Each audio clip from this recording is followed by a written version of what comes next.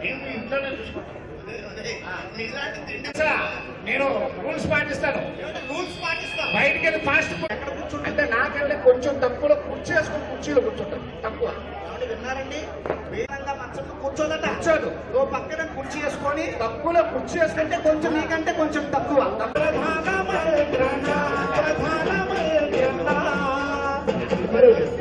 గౌరవనీయులు మన యొక్క ఎమ్మెల్యే గారు అయినటువంటి మన రామకృష్ణారెడ్డి గారు, నల్లమల్లి రామకృష్ణారెడ్డి గారు, మన ప్రీతమ నాయకుడు ఎమ్మెల్యే గారు మరి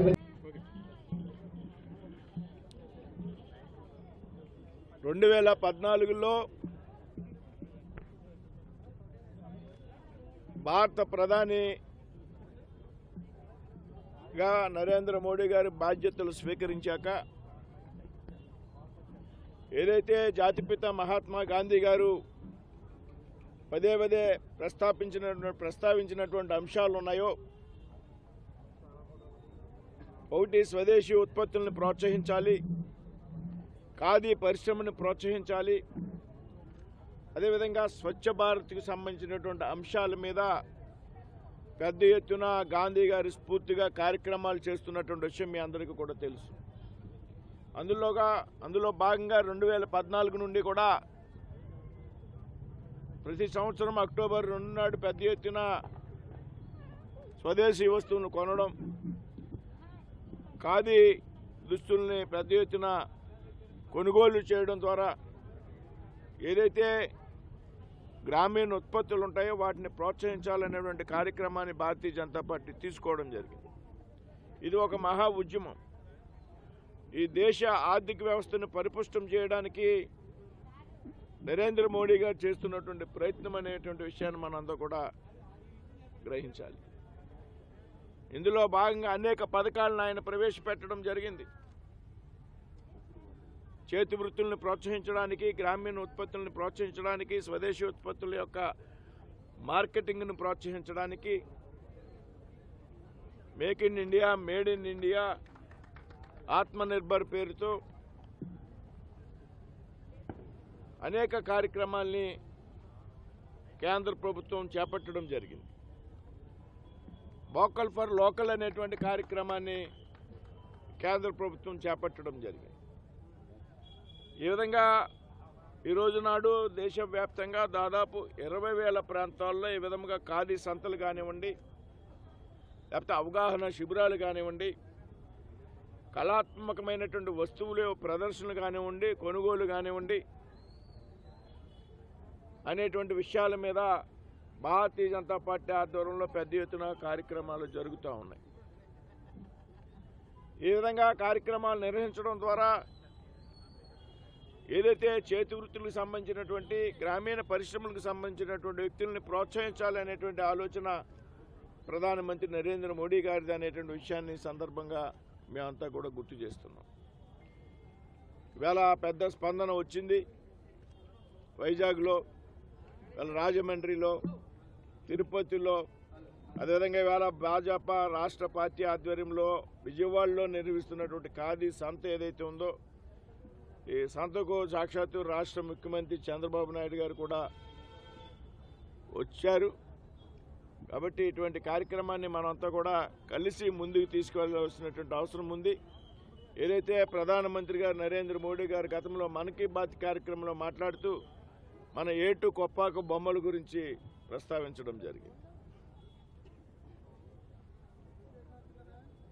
మహాత్మా గాంధీ గారు చెప్పారు, స్వదేశీ అంటే మన పొరుగున తయారయ్యేటువంటి వస్తువును వాడడమే స్వదేశీ. సూక్ష్మంగా ఆలోచించినట్లయితే ఆ ఉద్యమాన్ని నరేంద్ర మోడీ గారి నాయకత్వంలో భారతీయ జనతా పార్టీ ప్రారంభించింది.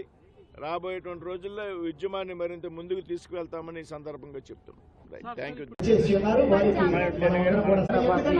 భారతీయ జనతా పార్టీ వారి యొక్క సారథ్యంలో, కూటమి నాయకుల సారథ్యంలో ఈ యొక్క కార్యక్రమం ఈ కార్యక్రమం ఆ రోజు నుంచి ఈ రోజు వరకు గత 15 రోజులుగా ప్రతి ఒక్క గ్రామంలో, ప్రతి ఒక్క కేంద్రంలో, ప్రతి ఒక్క జిల్లాలో, మన తెలుగు రాష్ట్రాల్లో, అంతేకాదు దేశవ్యాప్తంగా కూడా ఈ కార్యక్రమాలను నిర్వహిస్తూ కార్యక్రమాలను మరి పల్లె పల్లెకు కూడా ఏర్పాటు చేస్తూ భారత ప్రధాని నరేంద్ర మోడీ గారి ఆశయాలకు అనుగుణంగా ఎందుకంటే మన యొక్క భారతీయ జనతా పార్టీ వారి యొక్క ఆధ్వర్యంలో ఆత్మనిర్భర భారత్ కార్యక్రమం ద్వారా ఈ వస్తువుల ఉత్పాదన పెంచడం దాని ద్వారా కార్యక్రమం ఈనాడు అదే అదే అదే మన ఆత్మనిర్భర భారత్. ఈ విధమైనటువంటి ఎగ్జిబిషన్స్ కానీ చేనేత సంబంధించినటువంటి ఆలోచనతో అనేక సందర్భాల్లో దేశంలో జరుగుతున్నాయి. అయితే మోడీ గారు అధికారంలోకి వచ్చిన తర్వాత 14 నుంచి భారతీయ జనతా పార్టీలో ఒక ఉద్యమాన్ని వారు ప్రారంభించారు. కార్యకర్తలందరూ కూడా అక్టోబర్ 2న ఈ ఖాదీ కొనాలని. కానీ ఈ సందర్భంలో ఇతర దేశాల నుంచి వస్తున్నటువంటి థ్రెట్స్ ఏవైతే ఉన్నాయో మనం $5 బిలియన్ యొక్క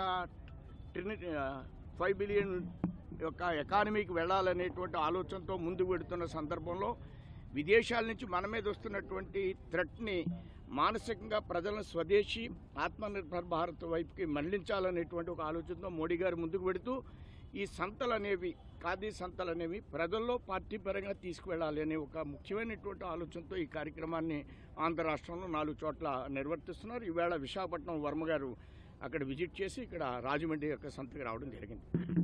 ఆత్మనిర్భర భారత్ ఆత్మనిర్భర భారత్ ఆత్మనిర్భర భారత్ ప్రతి ఒక్కరూ కూడా స్వశక్తిగా వృధాగా చేసుకోకుండా వీరును పొదుపు చేసుకున్నట్లయితే భావితరాలకు మనకి అన్నారు మన భారతదేశానికి 2 వ్యక్తులు కావాలన్నాం కదా. వ్యక్తులు ముఖ్యంగా కావాలి. మన భారతదేశానికి ఆ ఇద్దరు ఎవరు? ఆ ఇద్దరు విత్తనాలు పండించే రైతు కూలీ సోదరులు. ఇటువంటి రైతులు ఏమంటే ఈ రైతులు పచ్చని పంటలు పండిస్తేనే దేశానికి శ్రీ, లేకపోతే మన పని హరి. రైతులే లేని అందరికీ విజయదశమి శుభాకాంక్షలు. అదేవిధంగా గాంధీ జయంతి, లాల్ బహదూర్ శాస్త్రి జయంతి శుభాకాంక్షలు. అదేవిధంగా ఆర్ఎస్ఎస్ ఏర్పడి 100 సంవత్సరాలు అవుతున్న నేపథ్యంలో ఆ విధంగా కూడా ఆర్ఎస్ఎస్ కార్యకర్తలకి భారతదేశంలో ఉన్న పౌరులందరికీ శుభాకాంక్షలు తెలియజేసుకుంటూ ఇవాళ స్వదేశీ నినాదంతో ప్రధానమంత్రి గారు ముందుకు వెళ్ళడం జరుగుతూ ఉంది. ఏదైతే స్వాతంత్రోద్యమంలో బాలగంగాధర తిలక్ గణేశోత్సవాల్ని ఆలంబనగా చేసుకుని ఆనాడు స్వాతంత్ర సమరం సాగించారో దాన్ని స్ఫూర్తిగా తీసుకుని వాళ్ళ నరేంద్ర మోడీ గారు స్వదేశీ నినాదంతో భారతదేశం యొక్క ఖ్యాతిని, భారతదేశం యొక్క సార్వభౌమాధికారాన్ని, భారతదేశం యొక్క సమగ్రతని కాపాడడం కోసం కృషి చేయడం జరుగుతూ ఉంది. ఇవాళ ముష్కరులు దాడి చేస్తున్న నేపథ్యంలో, అనేక అగ్రరాజ్యాలు అసూయ నేపథ్యంలో ఇవాళ భారతదేశం యొక్క ఖ్యాతి ఇవాళ విశ్వగురు స్థానాన్ని ఆక్రమించడం జరిగింది. ముఖ్యంగా నిన్నటి రోజున వీటో పవర్ ఏ విధంగా భారతదేశానికి వచ్చిందో ప్రతి ఒక్కరూ చూస్తూ ఉన్నారు. ఇవాళ 173 దేశాలు ఆ సమావేశానికి హాజరైతే అందులో 146 దేశాలు ఏకగ్రీవంగా భారతదేశానికి మద్దతు పలికాయి. అంటే ఇవాళ భారతదేశం యొక్క ఖ్యాతి నరేంద్ర మోడీ గారు ఏ విధంగా పెంపొందింపజేశారనేది ప్రతి ఒక్కరూ గ్రహించాలి. ఈ నరేంద్ర మోడీ గారి స్వదేశీ ఉద్యమానికి ప్రతి ఒక్కరూ బాసటగా నిలిచి స్వదేశీ వస్తువులనే కొనుగోలు చేయడం ద్వారా భరతమాతని హక్కున చేర్చుకునే దిశగా ప్రతి పౌరుడు కృషి చేయాలని, ప్రతి సమాజం కృషి చేయాలని ఈ సందర్భంగా విజ్ఞప్తి చేసుకుంటా ఉన్నా. ఆలోచిస్తున్నారండి. మరి అందరూ కూడా గట్టిగా చప్పట్లు కొట్టి వారికి ఆహ్వానం పలికి మరి ప్రతి ఒక్కరిని కూడా ప్రోత్సహించాల్సిందిగా ఉత్పత్తులే కాదు స్వశక్తితో కళలను కూడా చక్కగా మరి ప్రోత్సహించాలనేటువంటి ఉద్దేశంతో మన యొక్క భారతీయ జనతా చక్కగా